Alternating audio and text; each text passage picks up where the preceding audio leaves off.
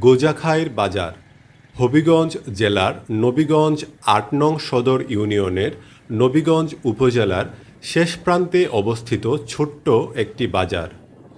এই বাজার পেরিয়ে একটু সামনে গেলেই বানিয়াচং উপজেলা শুরু। নবীগঞ্জ শহর থেকে ৫.৫ কিলোমিটার পশ্চিমে অবস্থিত এ বাজারকে নবীগঞ্জ উপজেলার একটি প্রবেশদ্বার বলা যায়। ব্রিটিশ বিরোধী আন্দোলনের সৈনিক, বীর মুক্তিযোদ্ধা ও সমাজসেবক প্রয়াত শ্যামাপ্রসন্ন দাশগুপ্ত বিধুবাবু ১৯২৭ সালে এই গোজাখাইর গ্রামেই জন্মগ্রহণ করেন। যুদ্ধ বিধ্বস্ত নবীগঞ্জ পুনর্গঠনে তার বিশেষ অবদান রয়েছে। এই বাজারটি স্থানীয়দের জন্য নিত্য প্রয়োজনীয় পণ্য ও সেবা সরবরাহের কেন্দ্র হিসাবে কাজ করে এবং স্থানীয় অর্থনীতিতে গুরুত্বপূর্ণ ভূমিকা পালন করে।